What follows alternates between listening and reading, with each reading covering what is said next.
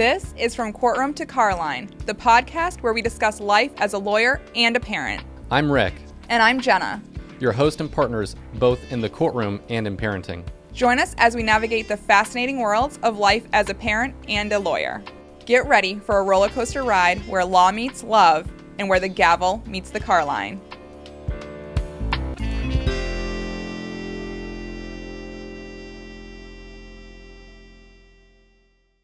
Welcome to another episode of From Courtroom to Carline, a legal parenting podcast. Today on the show, we've got Josh Downing, owner of Wholesale 360, where he buys and sells wholesale cars.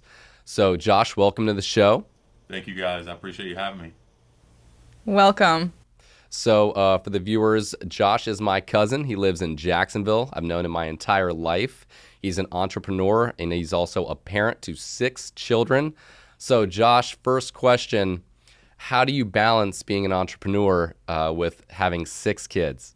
Well, that's obviously like a super loaded question, but I'll try to break it down. And I feel like the best way to approach anything in life is in sections, right? I mean, when you try to take on so many things at once, you tend to either get burnt out or you lose the fire to continue on. So with us, it's like, man, early in the morning, I'm up. I'm kind of making sure everything is ready for the day. I'm out the door before any of the kids wake up. That's usually a plus for me. The wife does a lot of those duties in the morning, getting them ready for school, taking them to school. And then once I'm here in the office and handling the things we need to do, obviously we're, like you touched on, we're a wholesale company. We buy and sell specifically bank repossessions. So obviously with the economy that we're in right now, repossessions are at a very, very heightened. There's an influx. I mean, if I had millions more of dollars, I'd be going and buying more. But we're essentially attacking those every week. And I look at the run list that come through all the auctions. We're traveling the state of Florida, and so that's kind of how I set up the beginning of my days, and that kind of falls into the rest of the week. And then I just have to show up and get those cars. For the other part, you're coming home at the end of the day. You're trying to balance making sure that all the kids are doing their homework. They're at sporting events. I got one in wrestling, got one in basketball, and a 2-year-old that just is a monster. Almost looks like a little Marvel character. You know what I mean? It's the best way I can explain it, with like crazy hair, just running through like she never stops. But man, the balance there, man. I feel like we may have cracked the code a little bit. Is when COVID hit, her mom and dad were choosing either to leave their home and move into like a facility or move in with us, and so they moved in with us. And at first, man, bringing in mother and father-in-law, I'll be honest, was an adjustment, that we had to get used to. But what it turned out to be was like such a blessing because they don't really go anywhere. So, with 6 kids, to always have a babysitter just at your house that you don't have to pay for is kind of like a little bit of a life hack that we kind of stumbled in upon. So, man, that if they weren't there for us to be able to do that and like just pick up and leave it at a drop of a hat, and they're like, we got it, we're not going anywhere, we're here. We can watch the kids. That's kind of really helps with our balance week in and week out. Has its pluses and minuses, of course, with anything else, but the pluses far outweigh the minuses, that's for sure. Well, I'm sure your wife was very happy, you willing to take in her mom and dad and having them babysit. Happy wife is a happy life. Your wife works with you too, right? She does. Yes, she does. She actually runs our back end. So she's titles, accounting. Sometimes she'll be taking pictures of the cars, get them ready to be listed. She transports with us. She's in auction sometimes with me. So multifaceted for sure. She handles a lot of things. Okay. And you're the man that's at the auction actually bidding on these cars. Is that right? Yep. So myself and my partner, Okay. Justin, we are actually in lane every week. We travel Orlando, Lakeland, Tampa, Daytona. Every now and then we'll throw a rotation of the east side of Florida, which is Fort Lauderdale, Palm Beach, Miami. But for the most part, we're in those auctions physically. We're talking with the credit managers that have a long spreadsheet of pluses and minuses of cars that they're getting ready to just cut because they've had them forever long. And we go in there and we make offers. If we don't make an offer right then, it runs through the lane and we're bidding against other individuals, a lot of franchise guys and things like that. Then we bring them back and we put them on this website called Gov Deals. And we sell them to the public. And we start everything at $10. And I know it's kind of crazy because some weeks we lose a lot of money and other weeks we make a lot of money. But at the end of the day, we take the average and we keep it rolling. and we've kind of created a unique, unique way of buying and selling. It's kind of like a, poor man's version of Carvana, if you will, right? We're buying these cars from other people that used to have them. We're selling them back to the public, and then we're delivering them to you. We actually deliver them to you across the nation. We're delivering cars to California this week. It's crazy to me that you buy a car in Florida and want to deliver to California. It's not a cheap ride, but here we are. Okay. So you mentioned you've got to travel to some of these auctions. How is, a lot of our listeners are, working parents and some have to travel and be away from their families. How do you kind of deal with that, added stress of, being away in a different city? Because you're in Jacksonville, but you have to go to Tampa a lot. You got to go to Orlando. You got to go to all these different cities in Florida. How do you sort of deal with the stress of the travel? Man, it's tough. I mean, you kind of have to take it week by week, right? Some weeks are better than others, but like this week, prime example, I had to leave early for an auction I knew was going on Tuesday, and come to find out on Monday afternoon after I'd already left that my oldest son Brian got an inaugural or nominated for the National Honor Society, and so that ceremony was that night. I'm like, oh dang, like big heads up, like what the. So like I wasn't there for that, but I was able to share with the pictures and the photos and some of the videos of him doing his thing. But you want to be there for those things, and I know as they get older, it's only going to get harder, and I'm going to have to make certain choices. And I hope that when the time comes and they're in high school and they're involved in a lot of the sports, that there's individuals inside the company that can kind of say, hey, I'll take this week. All right, I got next week. You know what I mean? But for now, with what we've been given, this is the duties that I have, and so it's tough. I mean, there's no way around it. I wish sometimes where we didn't have to do it, but when you're not out there and you're not buying in lane, your only other opportunity is to buy online, and it's such a different experience. It's so hard to explain, but like when you're in lane and you have a relationship with auctioneers, they're tending to, and maybe you guys know, it's like when you're in court and you have a judge that is favorable for you, right? He tends to understand you better, right? And so for me, it's like, man, when I'm in person with these auctioneers, I mean, they're forcefully trying to get these cars cut to me. They're like, you in? And I'm like, yeah. So, and I'm like, what? But if I'm online, everybody sees my name roll across the screen, and it's like, oh, wholesale 360. Well, if a wholesaler's buying it, I can buy it. You know what I mean? And then they jump on, and then you don't end up getting near amount of cars that you want if you were in lane. So, one of the things that you mentioned of obviously it being hard to travel and miss things for your kids. One good thing for Rick and I is obviously we have our own business, so we're able to make our own hours, but there are times when you have trial or you have motions and things come up and you do end up missing out on those things. So it's really a give and take of, do you want the entrepreneur life where you can still set your own hours, or do you want the employee? Obviously we choose the entrepreneur life all day long, but there's definitely those issues. So, obviously the travel is difficult because it takes you away from your family. But you're an entrepreneur, you're trying to grow your business. Are you trying to get to the point where you can sort of, I think as you mentioned, delegate those tasks and let someone else do that? No, certainly. I mean, so that's the end goal for every entrepreneur, right? You want to be able to have a flexibility of time. You want to be able to have your business run without you being there, right? And then you start to develop real equity in what you've built. You're not the business anymore. And I think there's so many entrepreneurs that don't realize that if you are the business, are you just working for yourself? So you're still an employee. You know what I mean? And there's many times where I'm like, man, I'm the owner. I'm the one guy running the show. But at the end of the day, I'm still working for myself right now.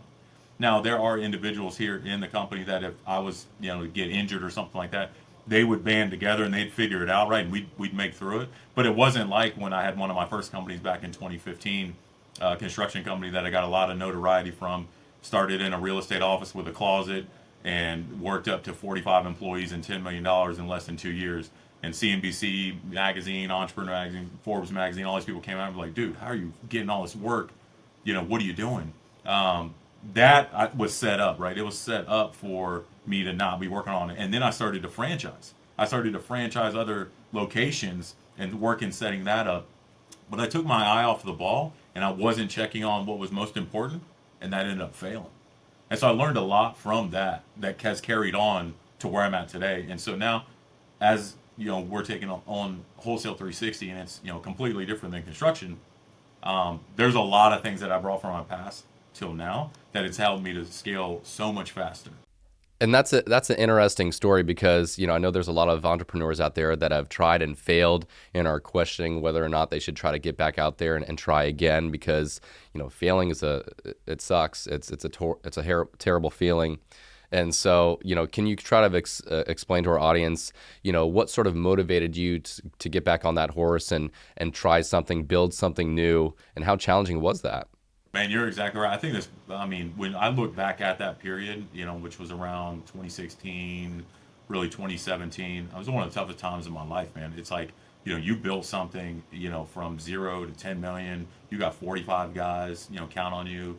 You got a real operation. You're doing serious money. You're making good money. And boom, 6 months later, you're talking about shutting the doors down. And there's a lot of, like you said, failure that comes with that. And it's hard to not take it personal, right? Because you're the guy that started it. You may not have been the guy that caused it, but you're the one that's going to take the fall. And so how do you battle through that? And I think the hardest thing for me was like, I was so determined to not let that be the last thing on the resume, right? I wasn't just going to go hang it up and go work for somebody else. I was like, no, okay, so let's take the positive in this. The positive is I know exactly what not to do now on the second go round, right? I can cut those things out and actually should be able to get to my target faster and quicker. And so I actually did do that. So we had a kind of a what I call DMG 2.0, and there was like a round two where I stepped out of that and got into Certified 360. And Certified 360 was just me and my wife and a few individuals, and we were right back to where we were in 16 and 17. Way more leaner, way better, way faster. The functionality was so much greater, and we were driving. It was unbelievable. And I was like, this is exactly why you don't let failure hinder your future success, because now you feel like you had a little bit of a cheat code, and then COVID hit. No, and I think, what you're saying is so important for everyone to hear, that, you can build back, you can become stronger, you can start over. Don't take your failure as that's just the end of it for you. One thing that we're trying to do with our kids is to instill in them that one day you're going to own a business or you're going to invent something, and just trying to give them that type of mentality. Whereas, for me, and I don't know how it was for you, but for me growing up, it was, what do you want to be? What job are you going to get? And we kind of really want to teach our kids there are more options, if you choose to be an entrepreneur, to grow. How are you, raising your kids in terms of that, and them being an entrepreneur and them owning a business one day? And this is why we're family, because that's our same motto, like to a T. I'm like, listen, like if you want to go and get a scholarship and go to college and do these things, you're more than welcome to. But you also realize that there's so much other opportunity out there from self-teaching and how many multi-million billionaires that we have in there in the age group from like 17 to 25 now. It's unbelievable. And that group is even growing faster. It's soon going to overtake the rest of the billionaire population. It's unbelievable. They're creating apps. They're creating, using technology. The guy that invented the LiDAR, technology that's in almost every car that self-drives itself, I think he's like 26, and he's like worth 20 Wow. something billion. Yeah. It's crazy. And he's like, I went to school for 1 year and quit. Like, so it's just that broken model of like, oh, if you don't go to college and you don't get the good job, like, no, that's just not what we're raising. We're raising our children to be open-minded about, hey, listen, you got a lot of opportunity. You can work in our businesses, right? Come in and start cleaning cars. When you're 16, guess who's going to be my transporter? You, big dog. Yes. You know what I mean? And so having those ability to have them work through the businesses and seeing over that, I think one of the biggest like eye-opening things for me is I share 3 of my children with my ex, and like we just do a lot of things different. I guess that's why you have an ex, right? And when we're raising the children, they have 2 sets of like how they abide by. And I'm like, hey, go ahead and fill out the waiter's tip. And my kid's 10 years old, right? And he's looking at it going, what is that? Well, I have 2 children that would live with me full time. And they're like, Dad, let me get that. Gets it, fills it out, does the tip, 20%, signs it. And I'm like, that's what I'm talking about. You ain't learning that in school, right? And if we're not out there teaching everyday things, as simple as that, then I feel like we're really failing, right? Because that's what's setting you up for success in the real world. You're already starting to figure out, oh, this gentleman has to get paid, right? Well, he gets paid to serve us, right? And it's his most simplest mentality. And the kids, the more that they can associate with that, now I've got a 13-year-old that's like, Dad, I'm starting to learn coding on YouTube, and like they're gonna pay me. And I'm like, what? Like, you know what I mean? So I think those are some of like the coolest like what if moments with parents and kids, right? When you start having those conversations, I think you're really starting to jump the ball forward with the child development. So I can tell you, Jenna is always trying to instill in our kids responsibility at such a young age, whether it's, hey, get your backpack, pick up after yourself. Our middle child was doing the dishes the other night, something that I typically do. He's 5, and he actually wasn't complaining about it. He was wanting to do it to the point where he wanted to do it the next night. And but that's a good example that you gave with the tip, like those little things that teach them, hey, not everything's handed to you. Not everyone's here to serve you. You have to do something. You have to, carry your own weight and responsibility and pick up after yourself. And so just little things like that. I'm sure Jenna can think of other things that, those little responsibilities that you can give them at a young age that they're capable of doing, I think goes a long way. So. And I think, obviously we're raising 3 boys, and it's, I think, so important, especially in this day and age, to raise men. Rick's a phenomenal husband, and I just want to make sure that we're raising our children to be good husbands, good stewards of the Lord, just to make sure that, they know who comes first, and they serve the Lord, and then they serve their wife, and then they serve their children. And we just really want to make sure that we give them that foundation so that then when they get older, I'm not going to be the nervous mom that's, sending their kids off into the big world. So we just really want to make sure that they are getting what they need from us to be ready and prepared for that. I love that. So getting back to the, what you do in terms of the business and at the auctions, give us what is it like to be at the auction, bidding on a car, kind of walk us through that experience. Rick knows I'm a little bit of a gambler, just a little bit. But it feeds to that personality that I have, right? You're in lane, you know that everything starts with the buy, right? So if I buy it right, I'm more than likely going to make a lot of money. But you're going against so many other individuals that are out there. You got, franchise stores, you've got, Audi, Honda, all these big dogs with these pocketbooks that are unlimited. And I'm just over there with just little old me trying to get creative and trying to figure out a way, to get in there and buy it. And so what I really try to leverage is the relationship, right? I look at, okay, I'm not going to be able to outspend these guys. I definitely can't outmarket these guys. So how can I get this asset without spending way more money? Well, I can go to the auctioneer and I can take them to lunch. I can slide them a $100 gift card. All of a sudden he's like, bro, why are you giving me a $100 gift card? I'm like, because you're my guy. I love you. Like, not only do we jam out and like connect, like you have helped me. You've helped my business personally, and because of that, you've helped my family. And so when you do those things, I want to take care of you. And he's like, dude, what? Okay, now in lane, and he kind of gives me like a little wink, and I'm like, and he's like, sold. And then they're like, hold on, but we're all in too. And I was like, sorry about it, boys. You know what I mean? And so those things I really think so many entrepreneurs tend to overlook is like relationships really can affect the bottom line.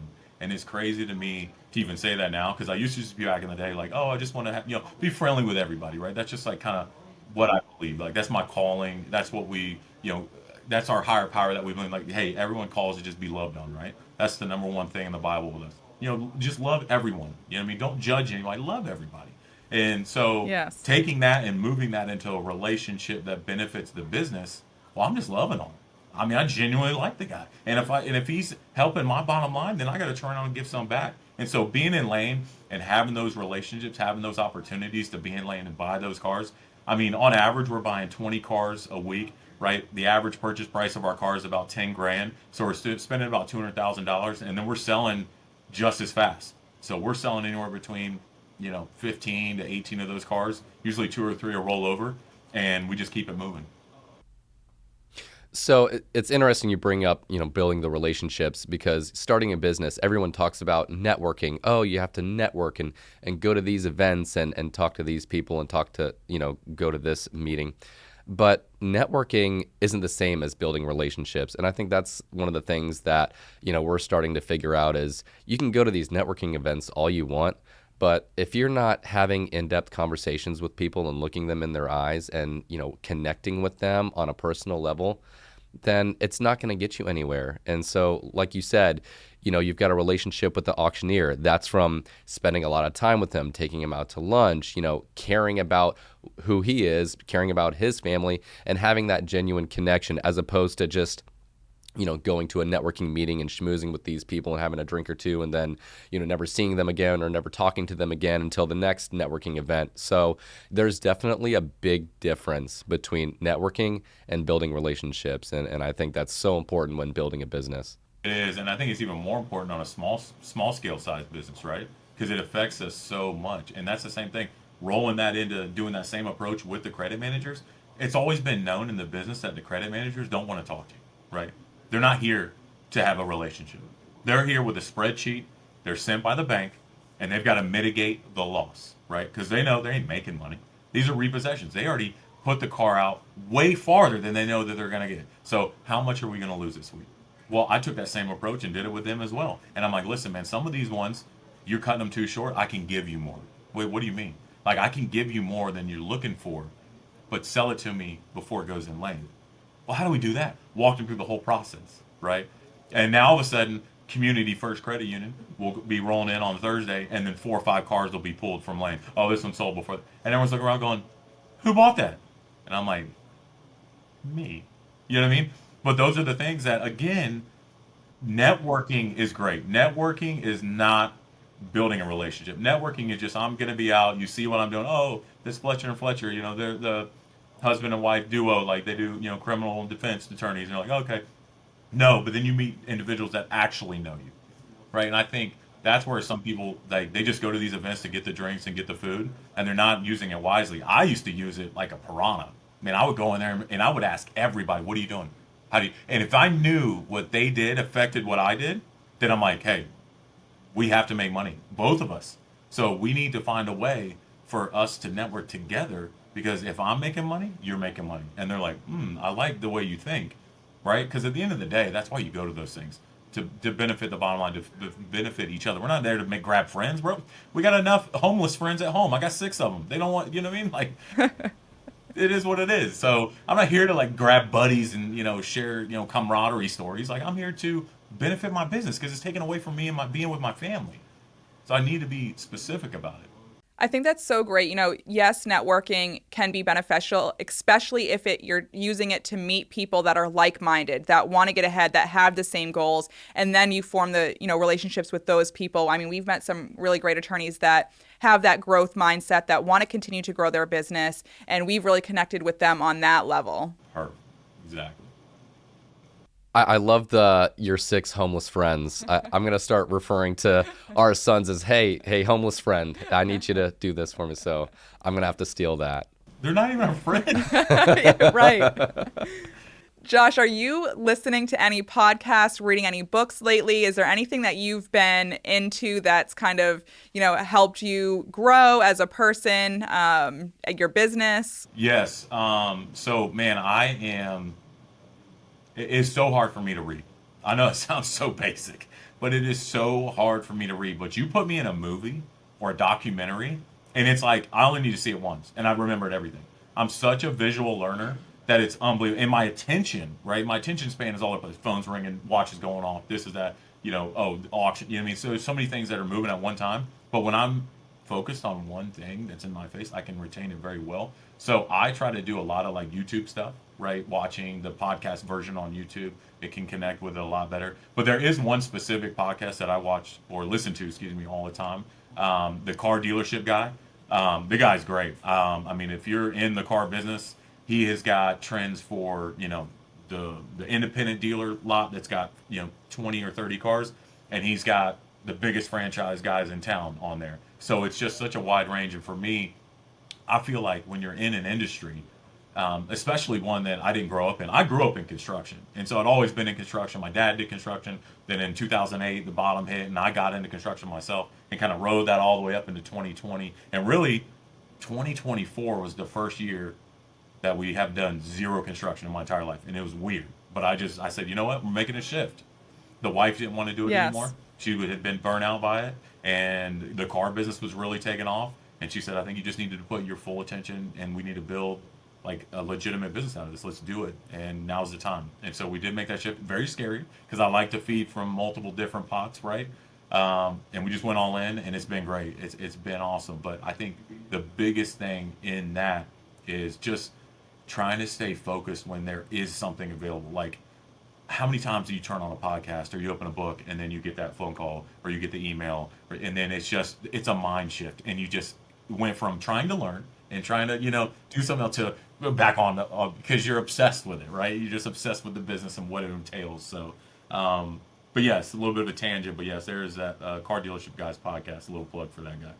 I love that. Yeah, and so you obviously went from construction to wholesaling cars. That's a drastic shift. What sort of led you to choose such a different path than what you had done before? So COVID hit, right? And we were on our second trajectory business, which was called Certified 360. Scaled it, got exactly where I wanted. We're rocking and rolling. We're getting $1 million commercial jobs. Running way leaner. Everything is going great. COVID hits, right? We're out of everybody's house. Well, as a construction company that specializes in remodeling, I got to be able to be in your house to work. You know what I mean? Or we're not getting paid. Mm-hmm. So everyone's like, "Yo, I don't want this disease. Get out of here." 3 months, nothing. I mean, just cut straight into everything. And I was panicking. And thank goodness for that, the free COVID money and all this other stuff. Because, man, that was a stinking lifeline for us.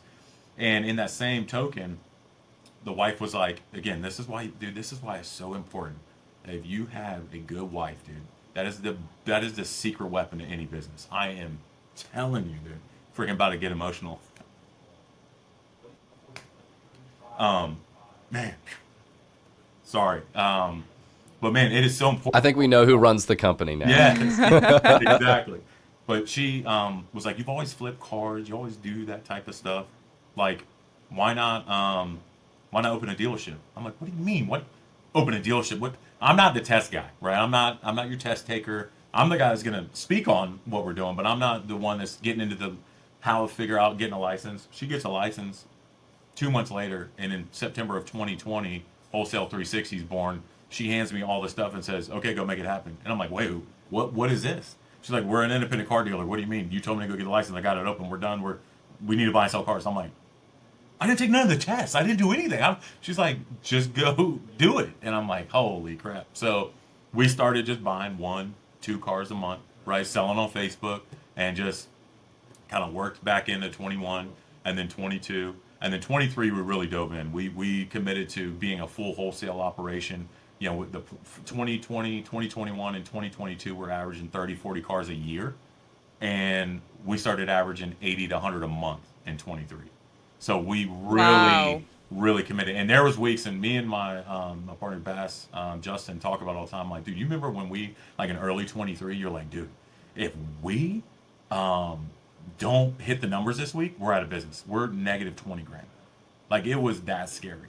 Now, construction was still going on, so it wasn't like, but it, like, that was how risky and how much of a push that I pushed into to really make that work. And we did it, and by the grace of God, it worked. And the end of that year, we learned a lot. We got on a couple different platforms after that, and 24 has just been amazing. And we keep adding the right pieces, but man, couple of times it was like, oh, holy cow, we may not have a business, a dealership, business anymore. Well, that's a great story, Josh. Yes. And feeling that push to succeed, I can definitely relate to that. Jenna's really the one that kind of pushed me to grow and expand my mind and really try to think about how you're going to be more successful each and every day. So I can definitely relate. And is there anything, do you reciprocate that encouragement to your wife? Is there anything that you do to push her? It may not have to be with the business or anything like that, but maybe in other ways, trying to encourage her and push her. I do, yeah. When we first met, she was a teacher in Plant City, and she was a softball coach as well. And I was like, hold on, you got a master's from University of South Florida in kinesiology? Like, why are you teaching? And he's like, well, it's just what I want to do. It's what I love. And I'm like, okay. So, didn't really press any more on that. But then there's a point in our relationship where I was like, hey, like, you just need to come up here because I can utilize someone that can sit through, 6 years of school and pass with, great grade. Like, dude, you are way underachieving where I know you can go. So, like, come with me. And then I was like, do this, figure it out. Boom, boom. Everything I threw at her just crushed it and started to really find a niche of where she would excel at a high level. And man, it was just constant encouragement. Like, listen, I know you've never done it, but I know you can. Like, you can figure it out. And now, I kind of joke, but like, I made her into me. So like a girl, and I'm like, what did I love do? it. You know what I mean? Now sometimes she's more aggressive than I am. Like, what are you doing? You got to get out there. I'm like, Yes. I do. So it's a great relationship. There's a lot of back and forth, but yeah, I try to do, and I probably don't do it enough, honestly, because as men, the way we were raised. I mean, Rick's dad is just like my dad, and it was like, bro, you better get results, my boy, or you ain't getting no pick me up. You know what I mean? It's like, so we were out there just trying to do it. So to be verbal sometimes is tough as men, and we have to realize that they need that just as much as we need it, right? And it gets into the respect thing. It's like we always want to be respected, and they always want to know that they're loved. And the moment that is in out of balance, it's so easy for me now to kind of feel it. It's like I'm not doing enough. I gotta be more present. I gotta do certain things, and then it all kind of just falls back into place. I love you're Awesome. aware of that. Yes. Well, hey, Josh, thank you for coming on the show. It's been a pleasure. And so now we're going to segue to our bit for What Happened to Florida Man. Thank you, Josh.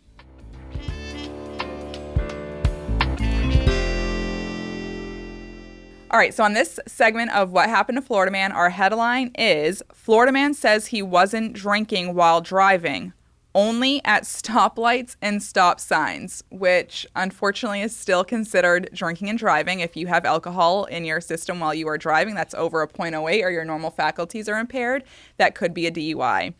This happened back in June 27th of 2018. And for him, you would think he would have known that was still considered drinking and driving because this was actually his third DUI within 10 years. He was also charged with no valid driver's license, so he was also driving without a license. He pled in September of 2018. This happened in Indian River County.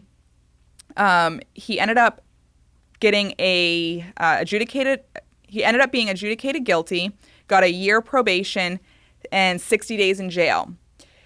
I don't want to say shortly after, but in December 11th of 2022, 4 years later, he ended up getting another driving while license suspended charge. So still having issues with driving. He ended up getting 30 days in jail during that time.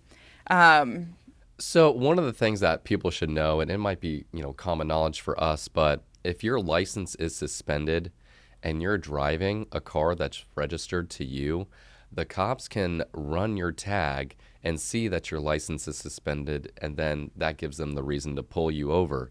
So just know that, hey, if you're driving a car, it's registered to you, your license is suspended, there are cops out there that they're looking to investigate crime. They're bored. They're running tags randomly. You may not have even committed a traffic infraction or done anything wrong, but they can still run your tag. It's not illegal for them to do that. And if they see that the driver comes back with a suspended license, then they can pull you over. So just a quick tip for our listeners. Yes, and just one other piece of information. If you get a subsequent DUI, it's going to come with enhanced penalties. So every DUI that you get, you could face more jail time, more penalties, more probation. So just be aware of that. So that's it for What Happened to Florida Man. This has been another episode of From Courtroom to Carline, a legal parenting podcast. We'll see you next time.